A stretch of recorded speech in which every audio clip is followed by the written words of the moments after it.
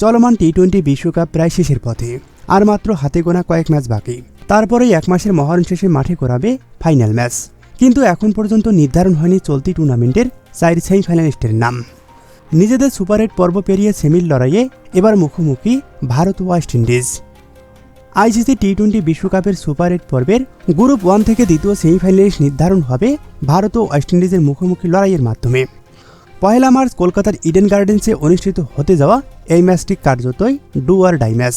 যে দলই জিতবে তারা সরাসরি সেমিফাইনালে খেলার সুযোগ পাবে। বর্তমান সুপার 8 পর্বে 2 দলেরই পয়েন্ট সমান, তবে নেট রানের বিচারে এগিয়ে ওয়েস্ট ইন্ডিজ। ফলে এই ম্যাচটি এক প্রকার ভার্চুয়াল কোয়ার্টার ফাইনালে রূপ নিয়েছে, যেখানে একটি জয় ভবিষ্যৎ নির্ধারণ করে দেবে। সবচেয়ে বড় প্রশ্ন উঠেছে, যদি বৃষ্টি বা অন্য কোনো কারণে ম্যাচটি বাতিল হয়ে যায় তবে কি হবে। আইসিসির নিয়ম অনুযায়ী ম্যাচটি বাতিল হলে উভয় পক্ষে 1 পয়েন্ট করে পাবে। সেক্ষেত্রে ভারত ও ওয়েস্ট ইন্ডিজের 2 দলেরই পয়েন্ট দাঁড়াবে 3। তখন নেট রানের ভিত্তিতেই সেমিফাইনালের ভাগ্য নির্ধারণ হবে। ম্যাচটি বৃষ্টি বা অন্য কোনো কারণে বাতিল হলে ওয়েস্ট ইন্ডিজ যাবে সেমিফাইনালে। অর্থাৎ ম্যাচ বাতিল হলে ভারতের বিশ্বকাপ যাত্রার সুপার 8 পর্বেই থেমে যেতে হবে। এই অবস্থায় ভারতের সমীকরণ একেবারেই পরিষ্কার। শেষ 4-এ পৌঁছাতে হলে এই ম্যাচে জয় ছাড়া কোনো বিকল্প নেই। তবে আবহাওয়ার দিক থেকে রয়েছে স্বস্তির খবর। ম্যাচের দিন কলকাতার আকাশ মোটামুটি পরিষ্কার থাকবে বলে পূর্বাভাস রয়েছে। সেই সাথে বৃষ্টির সম্ভাবনাও খুব একটা নেই।